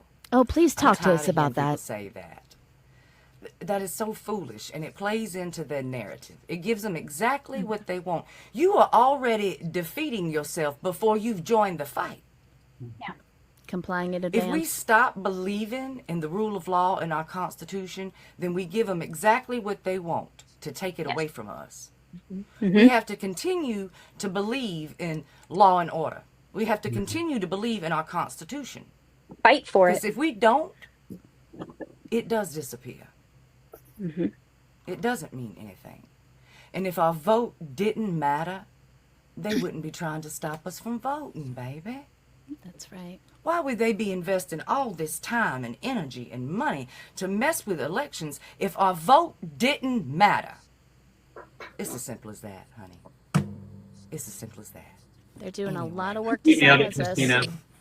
I was just saying earlier, democracy is not going to defend itself. And so when we all get to that breaking point that Jess so eloquently refers to as them throwing the camel at us instead of just the straw to break our backs, we got to lift that camel up and throw it into another sand dune and keep on trudging through the sand because they have tried Be to do honest, this in the baby. It feels past. like they've The been silence- throwing moose knuckles at us. Okay. It's very uncomfortable. I don't know about camp. I feel like I've been hit with some moose knuckles, baby. It don't feel like a camel at all. Just entire bags of Richards and moose knuckles every day on full display. He gets up there and presents himself like a baboon, honey. V, I'm gonna need a t-shirt. I know. There's some gold She coming. gives- This is gold right She here. gives This is endless inspiration. I'm love telling it. you right now. I'm like, girl. so amazing. I can't. She's help so but right, think though. about I it. mean, like, these are the defining moments of revolutionaries, right? Like, this is how we get the Rosa Parks. Like, we are living in the times where there will be those people who stand up and become the beacons of the hope that needs to run through all of us in order to really drive the change, right? It's not enough, like I say, it's not enough for us to just empathize. The action piece of it has to be bold. Yes. There has to be leaders within us, and you may not be that person. You may not have the ability to do that person. And my platform really teaches us that if you can't act with your voice, there are ways that you can amplify the voices that align with your moral code, with your values. And there's ways to do that in a way that is more impactful than just saying, I support Brit for Florida 4, District 4. There's more ways than just saying it. And so we need to not only empower through our voices, but we need our people that support voices that don't have a voice of their own to know the best way to act with impact, right? And to act from a place of wanting to take action that has the power to make the change. So that all these people who are criminally trying to run our country, the people in this regime that are not good at administering anything other than cruelty, they will be put behind bars eventually. And history shows us that they will. And it will be all of the lawyers. They are all stacked. The attorneys are waiting with a stockpile of things that they will be indicting all of these people that are out in the streets with masks over their face, arresting our citizens, out terrorizing our communities instead of letting them spend Christmas with their families or popping a bottle of champagne. They can't afford champagne, so they're popping it. They like splurged on some Diet Mr. Pibb and trying to celebrate while they're having masked men come in and strip babies from their parents' hands. Yeah, I mean, it's crazy. they are going to be prosecuted. There will come a time, America is not going to fall. We have been through challenging times before, and it's time for people like Christina, like hopefully myself. I try to stay out of the political aspect of things and be a supporter and give people the platforms that they need. But there are plenty of reasons to believe that we will come out on the other side of this. There's light at the end of this tunnel, just like there were for Black people in our country so many years ago, just like it was for women who had to fight even longer than Black people for the right to vote. Right? I mean, so there is hope at the end of this. Hope is a verb. It cannot be. Hope cannot just be a noun that's sitting on your dresser. You have to implement hope as a verb, and what makes it a verb is for you to realize the cracks in the system and go and make tunnels out of them. Matt's taking us And to if you church, have you to guys. build an underground railroad, baby, it's been done in the past, and we can do it again. Hallelujah. Yeah. Matt's taking us to church. Yeah. And I mean, you just have to find the place that works for you, for how you can get involved.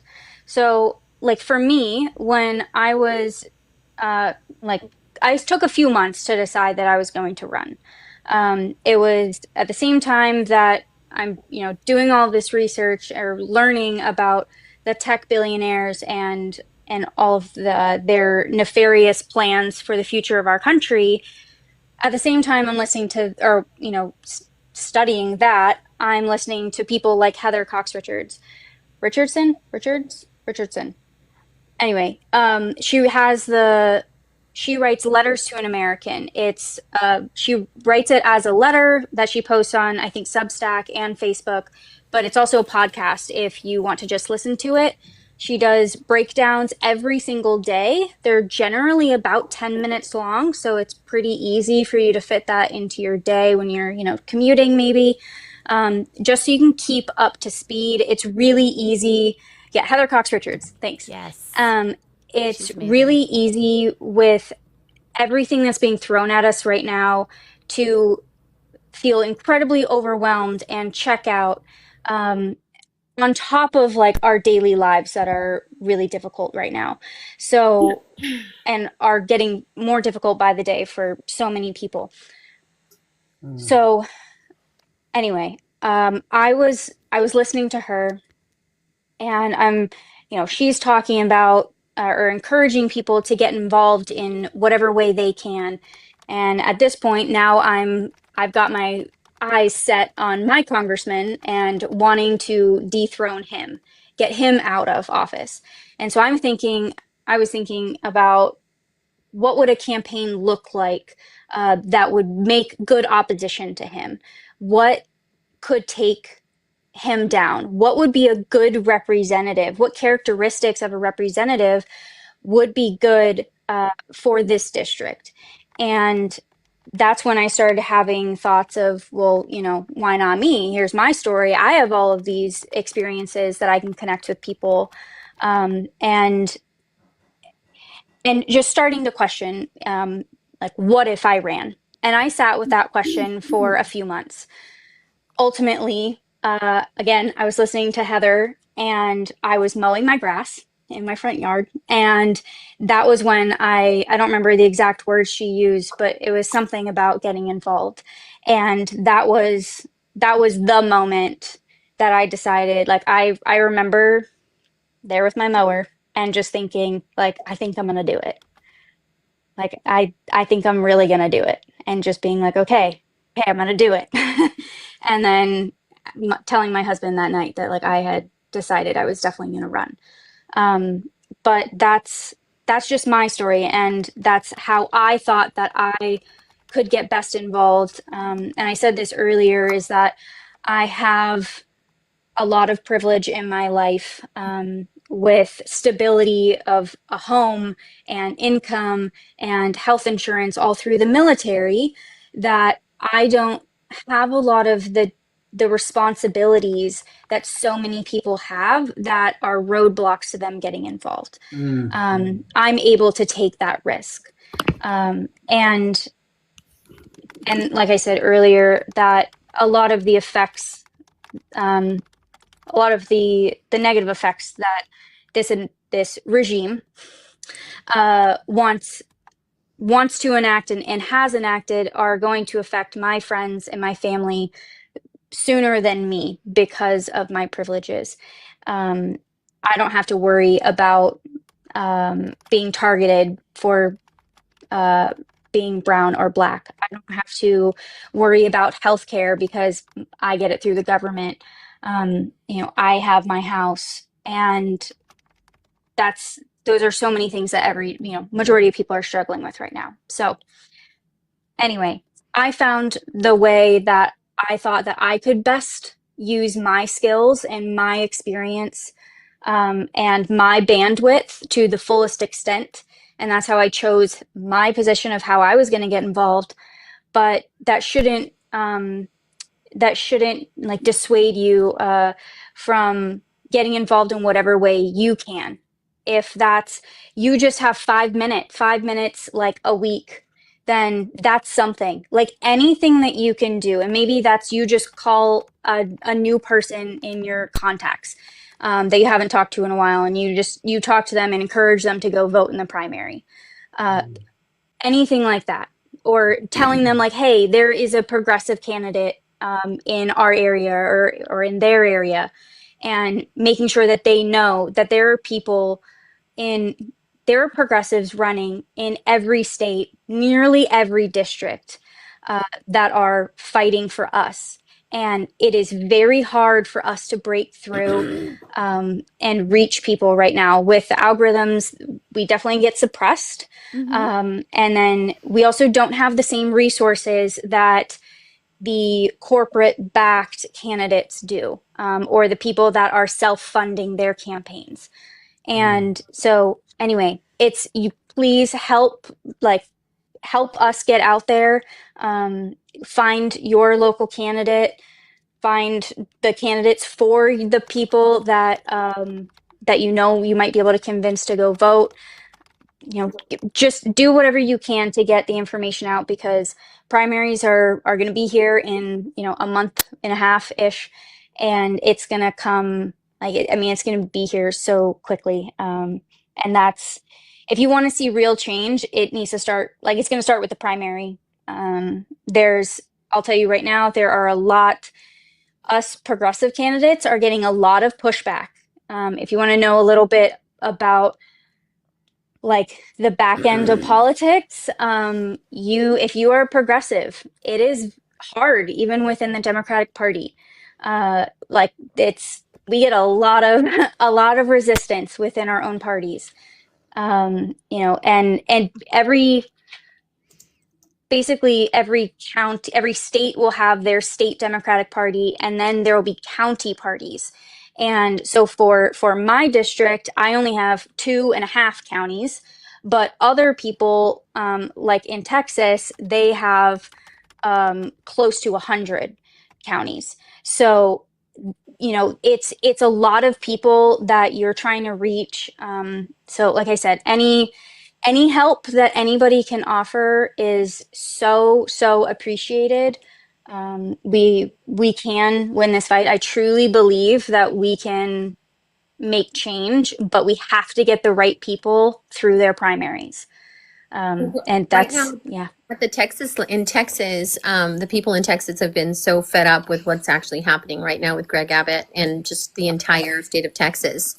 And people in Texas in general have been feeling so so hopeless when it comes to things, and people have not been in seats. They've been going uncontested for so long.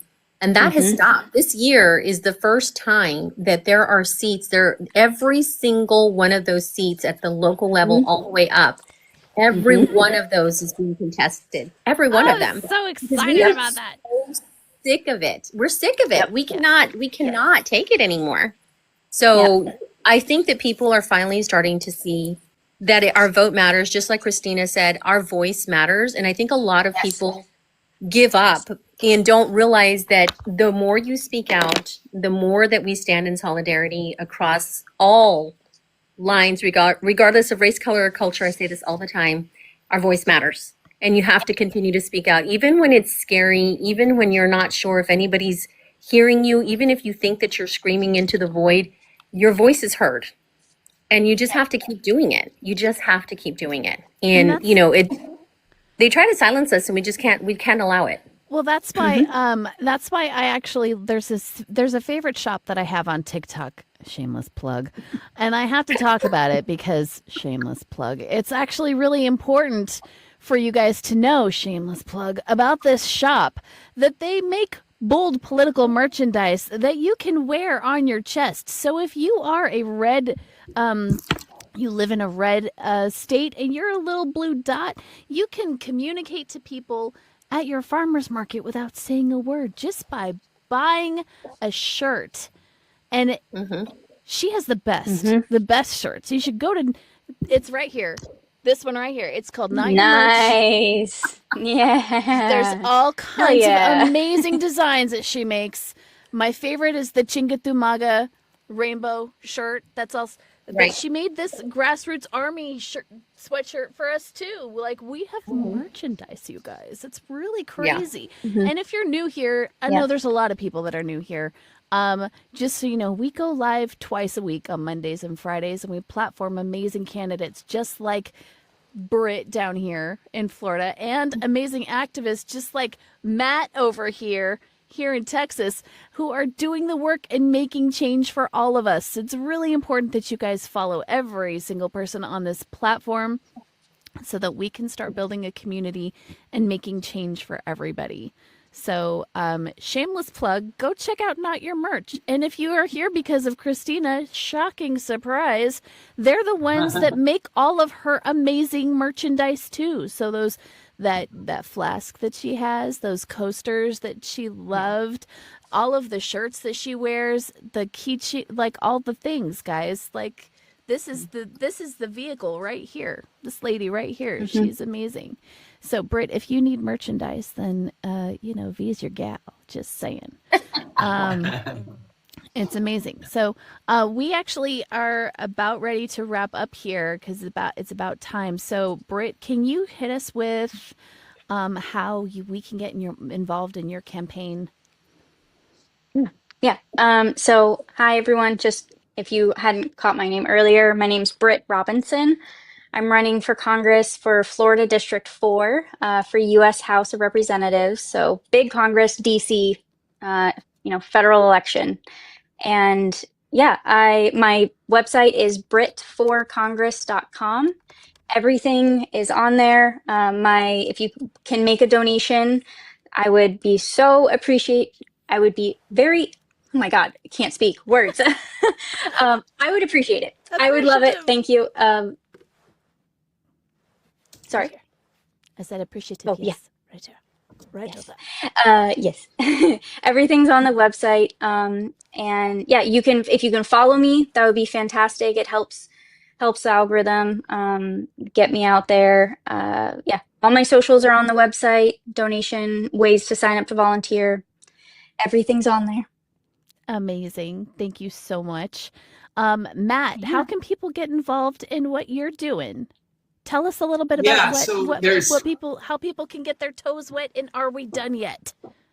Yeah, and for those of you that may have joined a little bit late, Are We Done Yet is my platform that it was a grassroots movement, much like what Jess is doing here with It Takes a Village. I didn't set out to start a business. It just sort of happened intrinsically because of the need and because of the question that I kept finding myself asking over and over again every time I started seeing cruelty and cruelty and just unnecessary harm being done to people who are typically in marginalized communities. I started saying, are we done yet? Are we done yet? I started asking my listeners at the end of every video that really was meant to be some self-help stuff, some shadow journaling, and really getting beneath what's driving your fear mechanisms that end up causing you a lot of grief and a lot of slowdown to progress and staying stuck, right? But it, unfortunately, as a result of the climate that we're living in,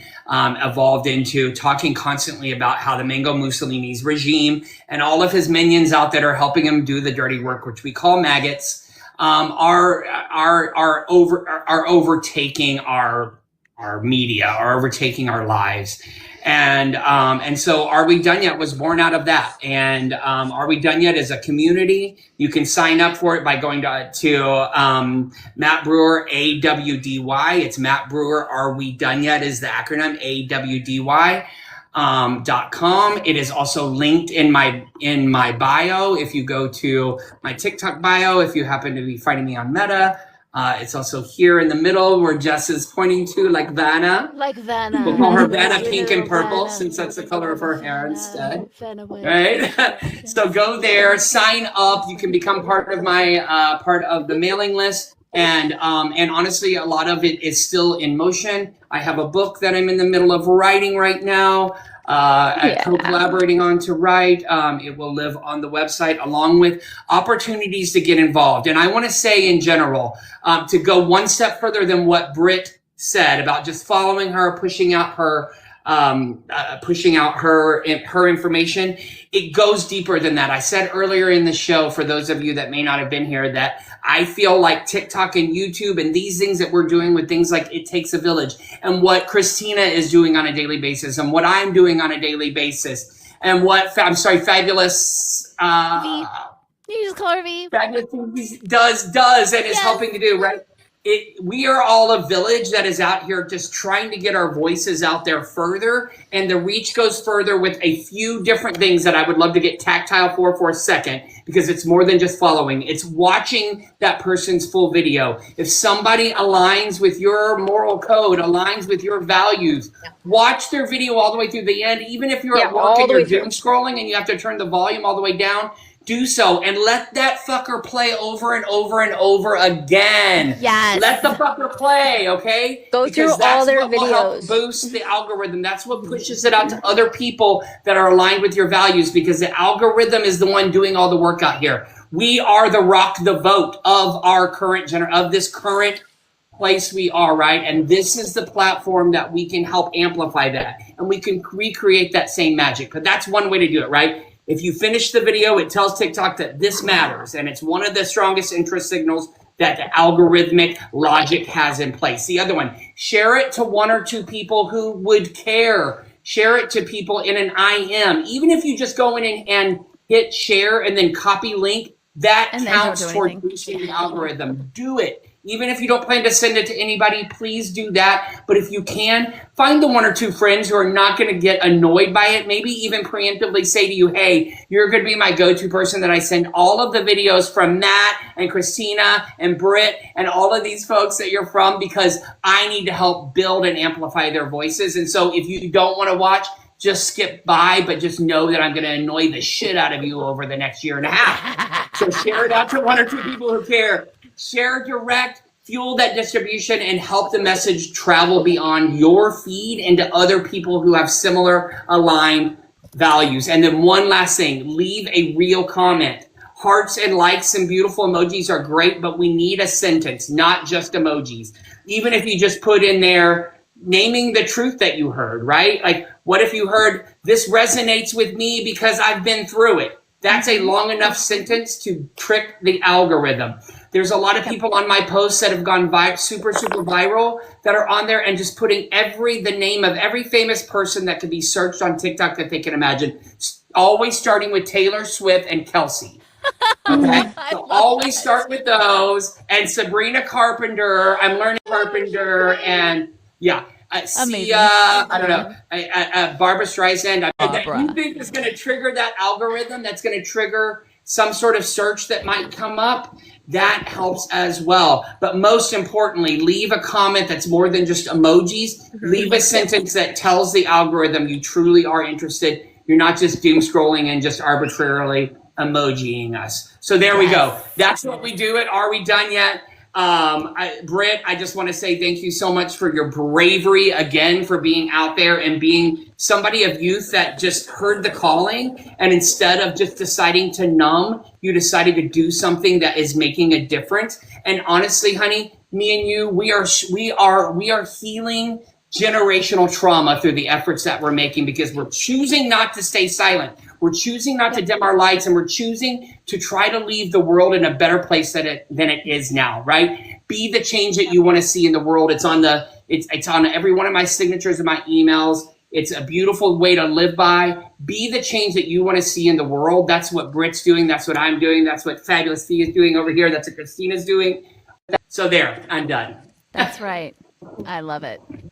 Amazing. And yeah, we've been put into these little boxes our whole lives, right? Like, we've been shoved into these little boxes. We have to be palatable. We have to be acceptable. Don't tip the cart over. Don't upset anybody. Don't offend anybody, for God's sakes. You know, like, fuck that shit. Yeah. Offend everybody. Get out of your box. Take up space. Make some noise.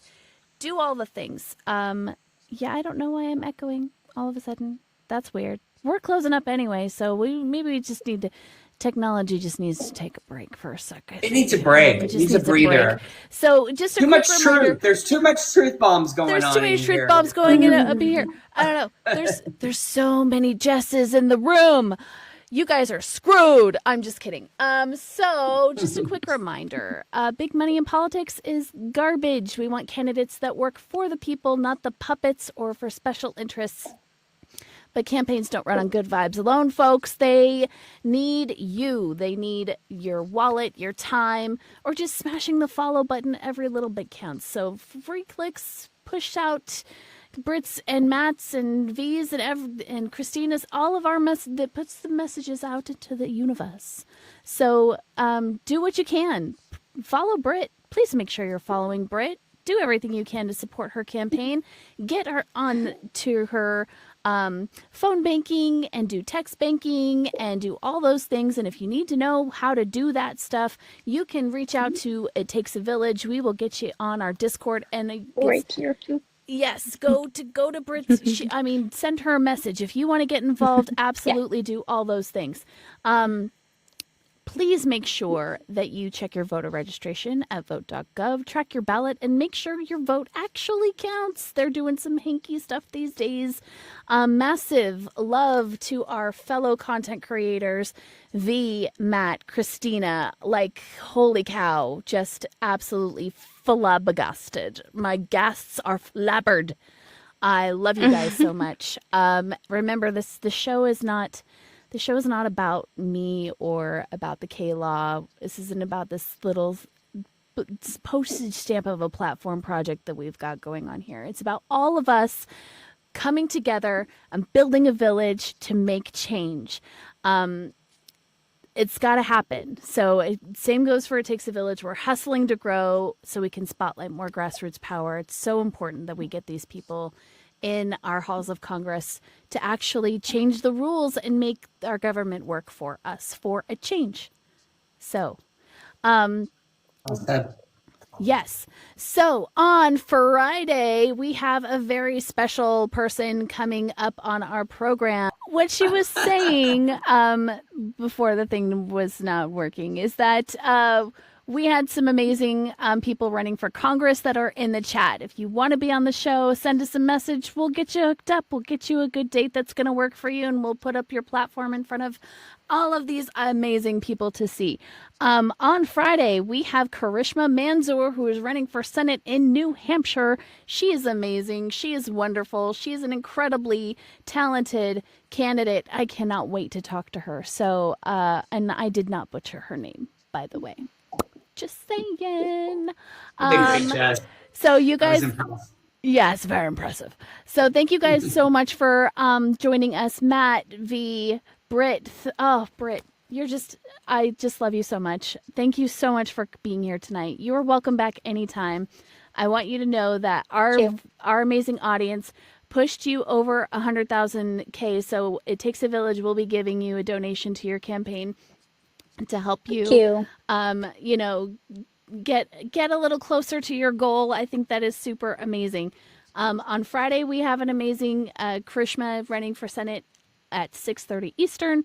So please be sure to follow us, follow everybody on this panel, follow Not Your Merch, follow It Takes a Village, follow everybody. We're building a community here, folks. I just love you all so much for joining us. Thank you so much for being here. Follow us on Substack, Apple Podcasts, Insta, YouTube. We have no idea what's happening with this application. But we'll be ready. Christina, you're amazing. Take care of each other. Be there for each other. And thank you for being here. I hope you all have a fabulous night. Thanks, everybody. Thanks, Jess. Thanks, Brett. Great conversation. Bye, Kayla. Bye. Bye. It takes a village.